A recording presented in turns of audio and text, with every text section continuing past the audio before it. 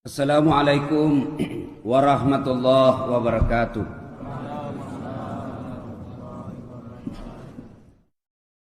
Alhamdulillahi rabbil alamin. Wa bihi nasta'inu ala umurid dunya waddin. Asyhadu an la ilaha illallah wa asyhadu anna Muhammadan abduhu wa rasuluh. Allahumma salli ala sayyidina Muhammad wa ala alihi wa sahbihi ajma'in. Amma ba'd. Ibu bapak, saudara-saudara sekalian yang insya Allah dimuliakan dan dirahmati oleh Allah Subhanahu wa taala. Suatu ketika Nabiullah Sulaiman alaihissalam lagi ceramah, kira-kira seperti saya sekarang. Tiba-tiba datang tamu tak diundang. Assalamualaikum ya Rasulullah. Waalaikumsalam warahmatullahi wabarakatuh. Mari Ki, masuk. Kalau bahasa Makassar, sini masuk. Masuklah tadi tamu. Nabi melanjutkan ceramahnya. Belum selesai Nabi ceramah, tiba-tiba tamu tadi berkata, "Ya Rasulullah, ada pekerjaan saya penting, tidak bisa dimajukan juga tidak bisa diundur." Oh, silakan, pergilah tamu tadi. Sepeninggal tamu tadi, Nabi bertanya kepada sahabatnya, "Saudara-saudara sekalian, ada yang tahu siapa itu tadi tamu?" "Tidak ya Rasul, Anda yang lebih tahu." Nabi Sulaiman berkata, "Wah, itulah tadi yang memisahkan jasad dengan rohmu. Itulah tadi malaikat pencabut nyawa yang setiap kali datang pasti ada yang dia ingin ambil. Dan dia tidak akan kembali sebelum diambil yang diinginkan." Selesai berkata gitu, tiba-tiba dari belakang ada anak muda diangkat tangannya. "Ya Rasulullah, itu tadi benar malaikat pencabut nyawa." "Iya." Tidak kembali sebelum diambil yang diinginkan." "Betul." "Jadi dia tidak pulang sebelum diambil yang dia mau." "Iya." Langsung ini anak muda berkata, "Mati saya." Kenapa? Semenjak dia datang sampai pulang, saya terus dia lihat-lihatinya. Dan bilang Nabi Sulaiman, "Hati-hati kau anak muda. Barangkali kau yang diinginkan, bisa jadi kau yang dia mau." Ini anak muda begitu takutnya, dia berkata, "Ya Rasulullah, tolong saya bawa jauh-jauh sampai dia tidak dapat itu tadi. Saya takut nanti saya betul yang diinginkan." "Baiklah." Nabi Sulaiman memanggil angin. Tentu dengan izin Allah. Nabi Sulaiman itu mukjizatnya pandai berbicara dengan binatang, memerintah jin, kemudian perintah angin, tentu dengan izin Allah. Nabi Sulaiman berkata, "Angin, tolong kau terbangkan ini. Bawa kemana dia mau pergi, supaya dia tidak dapat itu tadi." "Baik." Naiklah anak muda ini, bawa terbang kiri, kanan, lurus.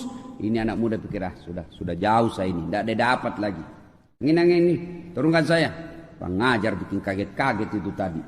"Turunkan saya." Turun. Pas turun, baru satu langkah kakinya diinjakkan di tanah, ketemu itu tadi tamu. "Hei, dari mana kau?" "Dari tadi saya tunggu kau di sini. Makanya saya tinggalkan taklim tadi karena takdirmu kau harus meninggal di sini. Maka saya tunggu kau di sini." Akhirnya kaget meninggal di tempat itu. Padahal dia menghindari kematian, justru hakikatnya dia datangi kematian. Ini menunjukkan kebenaran firman Allah, "Kullu nafsin sa'ikatil maut." Semua yang hidup pasti akan mati. Dan biasanya kita kalau cerita kematian, itu anak muda yang dilihat yang sudah pensiun, yang sudah putih rambutnya, yang sudah muka-muka sakaratil maut. Langsung itu orang tua dilihat. Padahal kematian itu tidak harus tua dulu.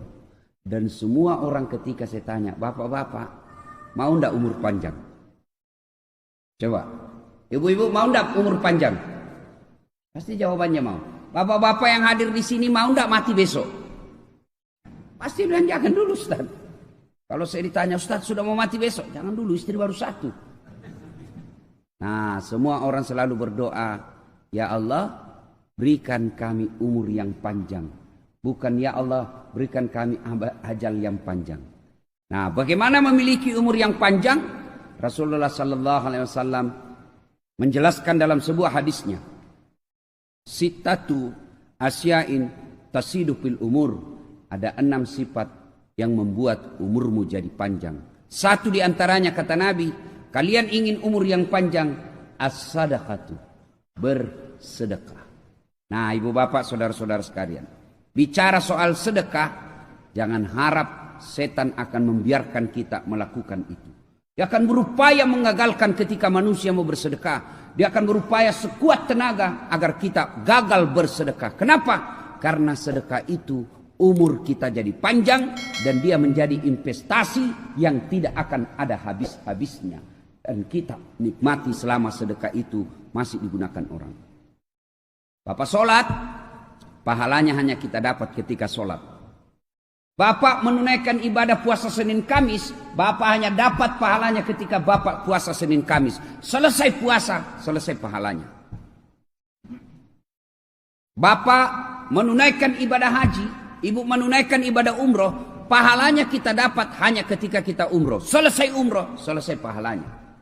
Tapi sedekah, Bapak sedekah hari ini, meskipun Bapak sudah meninggal dunia, sedekah itu tetap mengalir, dan mengalir. Itulah yang disebut amal jariah. Yang menyumbang karpet. Menyumbang karpet ini, meskipun dia sekali saja beli misalnya 50 juta, sekali dia keluarkan. Tapi 50 jutanya itu mengalir terus, meskipun orang yang sudah mengeluarkan duit itu sudah berada di dalam kubur. Sebentar ini, Bapak yang bersedekah sarapan. Yang sedekah sarapan. Lalu saya makan sarapan itu. Selama darah daging saya pakai beribadah. Maka selama itu orang yang mengirimkan sedekah bawa sarapan pagi mendapat pahala dari saya ketika saya sholat. Tanpa mengurangi pahala saya. Makanya jangan terlalu pelit sedekah. Dan sebaik-baik sedekah itu kepada orang soleh dan soleha. Satu tukang judi, satu alim ulama, sama sedekahnya kepadanya. Tapi yang alim ulama jauh lebih manfaat daripada yang tukang tipu. Maka sekali-kali Pak, jangan terlalu pelit. Undanglah itu Ustaz Dasat ke rumahmu sarapan. Tapi yang kita senang undang itu siapa? Bukan ulama. Siapa yang sering kita undang? Siapa? Pejabat. Siapa yang selalu kita undang? Pengusaha. Giliran kita undang fakir miskin. Ya, makan seadanya. Kalau pejabat yang mau datang ke rumah, semua dibersihkan. Motong sapi. Mau masuk rumah dicium tangannya. Padahal baru 3 jam yang lalu tanda tangan korupsi. Giliran ulama yang kita undang, dijemput tidak. Kirim Gojek. Jemput itu Pak Ustadz, datang. Kadangkala tidak ada tuan rumahnya. Nah, Bapak saudara-saudara sekalian, berbicara soal sedekah. Saya teringat kisah seorang Yahudi pelit di Madinah. Namanya Abu Lubabah. Pelit betul Pak. Tapi banyak pohon kurmanya. Sampai kalau saya tidak salah, ada 3 kali ayat turun berkaitan dengan pohon kurmanya. Dia bertetangga dengan fakir miskin. Fakir miskin. Kontras. Ini kaya sekali, ini miskin sekali. Bertetanggalah dia. Satu super kaya, satu super miskin. Ini orang miskin banyak anaknya. Lalu dia punya ini Abu Lubabah, punya pohon kurma. Pohon kurma ini banyak buahnya, istimewa memang. Setiap saat selalu bagus buahnya. Lalu jatuhlah buahnya. Jatuh buahnya. Ini anak fakir miskin, dia pergi makan itu kurma. Begitu pelitnya ini Abu Lubabah. Ini anak fakir miskin, sudah masuk itu kurma di mulutnya. Sudah masuk di mulutnya. Dia ambil, dia kasih keluar. Kasih keluar itu, jangan kau makan. Bayangkan. Sudah masuk di mulutnya orang, dia tarik. Kira-kira ada yang begitu di sini. Betul asli pelit sudah ini Pak. Kalau di kampungku namanya kikirigan lapaku jambatan. Seke. Adakannya begitu. Bayangkan sudah masuk di mulutnya. Kasih keluar. Jangan kau makan punyaku. Masya Allah. Tarik. Sedihlah bapaknya lihat. Padahal itu kalau syariat Islam.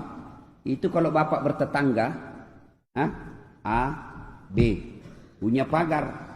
Lalu bapak tanam pohon mangga. Begitu mangga bapak menyeberang ke pagar tetangga. Maka yang nyebrang di pagar halal bagi yang tetangga. Bukan lagi bapak punya. Kenapa? Karena daun-daunnya itu tetangga. yang masuk ke perangan tetangga-tetangga yang bersihkan, maka halal bapak ambil kalau nyebrang ke pagar. Tiba-tiba ada jamaah bertanya, Ustadz, bagaimana kalau istrinya tetangganya nyebrang ke pagar? Apakah itu halal? Woi, lain itu bos. Nah, sedihlah bapaknya ini fakir miskin. Dia pergi melapor kepada Rasulullah, ya Rasulullah, tetangga saya itu pelit betul, Yahudi. Kenapa? Bayangkan ya Rasul, anak saya sudah dia makan, dia pungut yang jatuh, sudah masuk di mulutnya, dia tarik pula begitu pelitnya. Nasihatilah dia, ya Rasul, ini Yahudi. Datanglah Nabi ke Yahudi itu. Ya Abu Lubabah, bolehkah engkau memberikan itu kurmamu kepada fakir miskin ini? Atau saya beli. Kalau kau tidak mau kasih, saya belilah ini pohon kurmamu. Apa kata Abu Lubabah? Ya Muhammad, maafkan saya. Memang banyak kurmaku, tapi ini kurmaku yang paling aku sayang. Kenapa? Karena setiap saat buahnya banyak. Selalu banyak panennya ini. Saya mohon maaf. Ya bolehlah. Kata Nabi, juallah kepadaku. Bujuk-bujuk. Abu Lubabah lalu berkata, baik Muhammad, saya jual, tapi dengan catatan satu pohon kurma ini gantinya 40 pohon kurma. Coba lihat pelitnya Pak. Dia cuma satu, dia minta 40. Ini biasa, ini rentenir. Ya, orang Bugis bilang papi mana duit. Apa itu kalau bahasa Indonesianya? Ya? Kasih beranak uang. Dipinjam 1, kembali 20. Riba lah ya seperti ini. Mudah-mudahan Bapak terhindar dari makanan riba. Enggak berhentilah engkau menabung di bank konvensional. Ya, bagaimana Ustaz? Semua uang kita ditransfer langsung gaji kita. Ya sudahlah, berdoa saja kepada Allah. Ambil gaji itu, masukkan ke bank syariah. Sudah dimasukkan, orang lagi berkata, sama aja prakteknya Ustaz, mereknya aja beda. Yang penting kita sudah berikhtiar. Kita sudah berikhtiar. Selebihnya serahkan kepada Allah. Ya manalah ada kita bisa hidup ini tanpa transaksi bank. Apalagi nanti kalau jadi semua itu yang namanya nanti orang belanja online Pak. Tidak ada lagi uang kita lihat. Oh bayangkan. Nah, kita berserah diri kepada Allah. Nah lain kali kita cerita itu. Lalu Abu Lubabah ini berkata, Muhammad baik. Boleh, tapi satu pohon kurma 40 gantinya. Nabi balik, Nabi bilang mana bisa, tidak bisa saya. Nabi ceritalah kepada sahabatnya, saudara-saudara sekalian, kalau ada yang bisa membeli ini, maka Allah akan gantikan dia nanti di surga yang lebih bagus lagi. Wah, seorang sahabat kaya di Madinah, hebatnya kaya dermawan. Yang banyak di antara kita kaya pelit. Sudah pelit serakah. Ini sahabat Nabi kaya dermawan, namanya Abu Dahda. Abu Dahda mendengar itu, lalu dia datanglah, wahai Abu Lubabah, kau juallah itu pohon kurmamu kepadaku. Baik, saya jual. Dengan catatan satu pohon kurma gantinya 40. Saya siap. Baik, nih tukarnya. Dibeli. Lalu datanglah Abu Dahda kepada Nabi. Ya Rasulullah, alhamdulillah, senang betul. Kenapa? Saya berhasil membujuk Abu Lubabah sehingga saya bisa beli kurmanya ini. Nih, kurmanya sudah dimiliki. Silahkan fakir miskin itu menikmatinya. Ya Rasulullah, apakah betul nanti saya punya pohon 40 gantinya di surga? Nabi berkata, iya, kamu akan mendapat gantinya pohon kurma di surga nanti 40. Bahagia Abu Dahda. Subhanallah. Lalu dibawakan ke fakir miskin. Ibu bapak saudara-saudara sekalian, Abu Dahda, dia lebih bahagia punya harta di akhirat daripada di dunia. Kenapa? Harta di dunia ini Pak, yang Bapak makan jadi kotoran. Yang Bapak tabung jadi rebutan nanti anak ahli waris kita. Nah, apa kehebatan sedekah? Satu, sedekah itu kata Nabi memperpanjang umur. Kok bisa Ustaz? Coba lihat Pak. Kalau orang dermawan, jangankan masih hidup, sudah mati saja orang doakan. Coba, orang dermawan sudah mati saja orang masih doakan. Contoh, Ada orang tetangga kita, rajin betul sedekah waktu hidup. Pas meninggal, maka orang lewat di kuburnya, dia akan, singgah dulu. Baik ini Pak Haji nih. Waktu hidup rajin betulnya dekasi masjid. Itu yang ada kipas angin di masjid itu sumbangan dia. Itu yang ada mic di masjid sumbangan dia. Ayo kita kirimkan Fatihah. Al-Fatihah. Meskipun sudah meninggal 20 tahun yang lalu, orang masih doakan. Ini yang disebut umur yang panjang. Di Makassar ada sebuah masjid namanya Masjid Sudirman. Dekatnya Bank Sulsel. Bank Sulsel masjid. Namanya Masjid Sudirman. Yang bangun salah seorang orang kaya pengusaha tambak. Dan yang kedua, mantan direktur Bank Penin. Beliau dua orang inilah membangun ini masjid mewah. Betul mewah itu masjid. Karpetnya empuk, sound systemnya baik, AC-nya sejuk, bersih, interiornya cantik. Semua orang yang masuk, Masya Allah, Masya Allah. Dua orang inilah yang membangunnya. Dan salah satu lagi ada tiga. Satu lagi yang mewakafkan tanahnya, namanya almarhum Andi Odam, mantan gubernur di Sulawesi Selatan. Hebatnya Pak, penghuni masjid itu bisa ribuan setiap Jumat. Tapi setiap Jumat MC-nya selalu berkata, sebelum khatib naik ke mimbar, mari kita kirimkan suratul Fatihah kepada tiga orang yang membangun masjid ini. Setiap berjamaah, terutamanya setiap Jumat. Inilah yang disebut umur yang panjang. Meskipun sudah di alam kuburnya, tapi orang yang meninggal masih mendapat kiriman pahala. Itu umur panjang Pak. Kenapa? Sedekah. Tapi kalau orang pelit, jangankan mati, hidup aja didoakan orang sial Pak. Itu orang pelit. Orang masih hidup saja didoakan orang sial. Ada orang minta sedekah tidak pernah. Datang takmir masjid, tidak pernah aja dikasihnya. Lewat mobilnya, tidak pernah orang. Lewat mobil Pak, orang pasti bilang, mudah-mudahan tabrakan. Pelit betul itu orang, mudah-mudahan dicuri ban mobilnya. Itu masih hidup aja orang doakan sial Pak. Bagaimana kalau dia mati? Orang Bugis kata kalau dia orang mati, andrai lebu aja dupai. Coba bayangkan. Itu yang disebut at-takasub. Berlomba-lomba memperkaya diri. Lalu dia enggan membayar zakat dan bersedekah. Bapak-bapak. Satu, sedekah memperpanjang umur. Yang kedua, sedekah tolak bala. Saya baru-baru pulang ceramah di Jambi, Polda Jambi. Saya berkenalan dengan salah seorang perwira tinggi di Polda tersebut. Dia cerita, suatu ketika ibunya sakit. Dokter sudah angkat tangan, sudah habis badannya kurus. Dokter tidak menemukan penyakitnya. Sampai dia marah-marah ini polisi. Dia bilang, karena ada adiknya yang disekolahkan menjadi dokter dan dokter spesialis, marah sama adiknya. Kau disekolahkan sama orang tua jadi dokter, kok tidak bisa kau obati ini penyakitnya ibu? Marah-marah betul. Saya ilmu saya terbatas, tidak bisa. Suatu ketika ada orang mau masuk pilkada, maka dia mau jual pesantrennya Pak.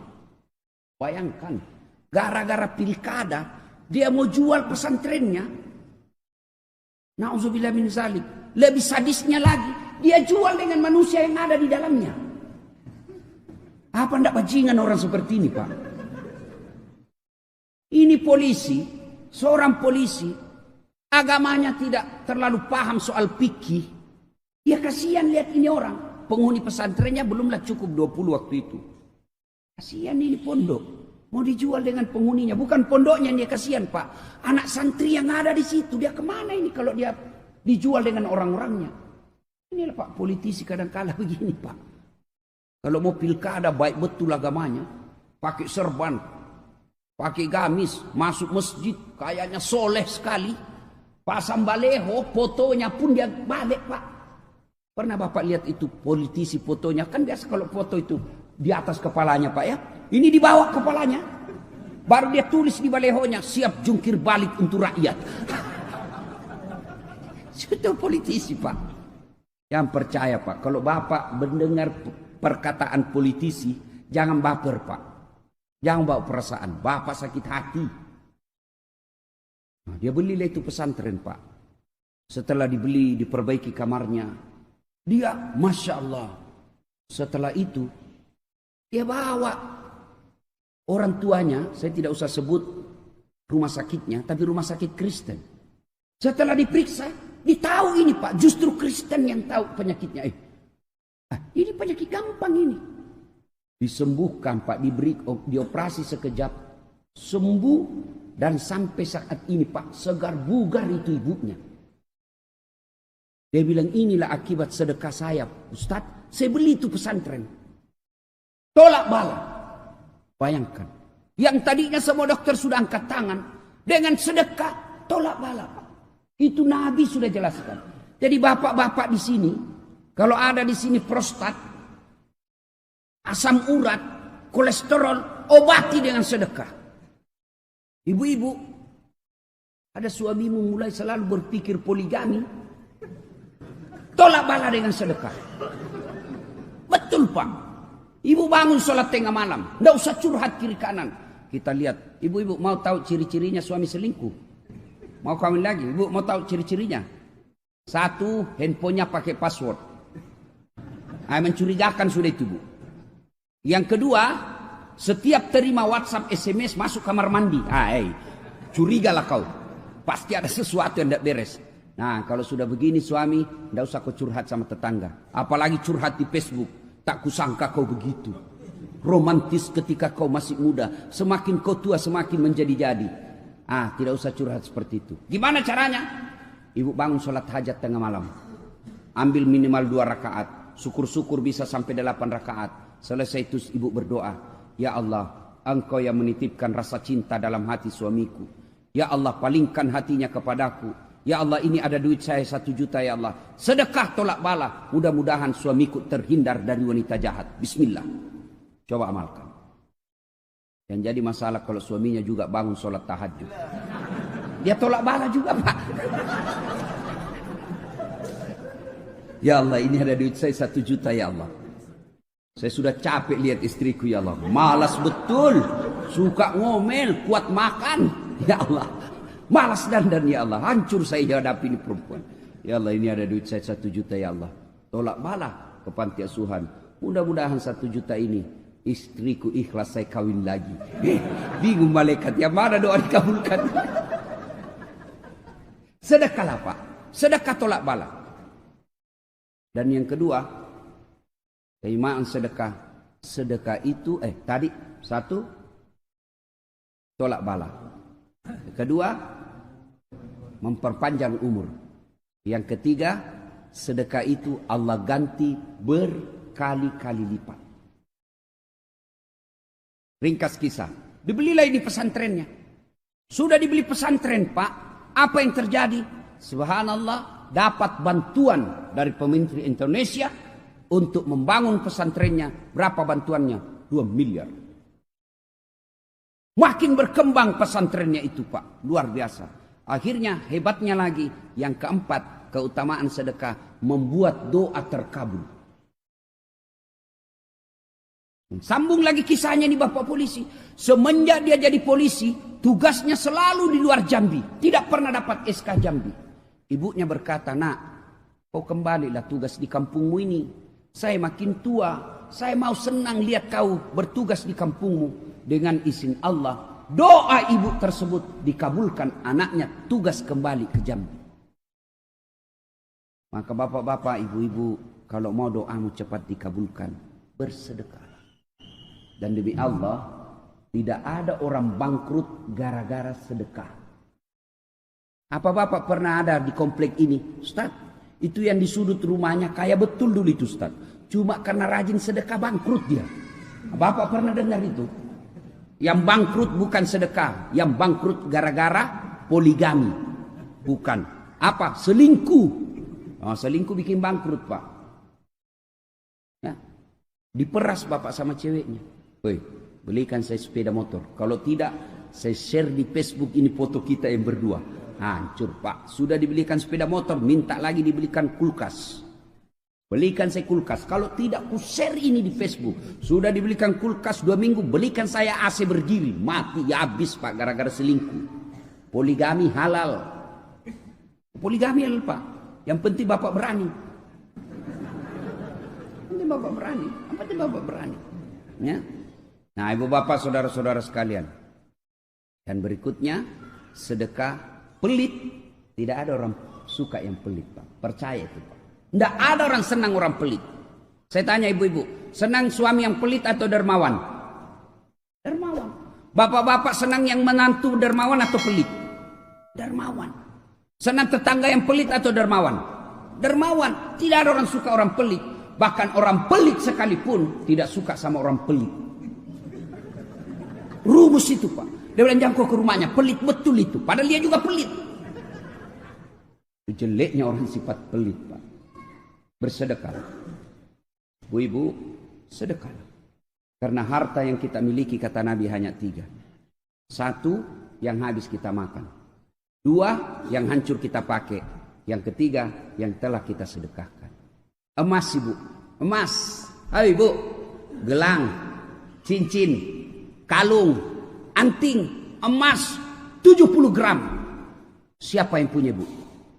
Siapa?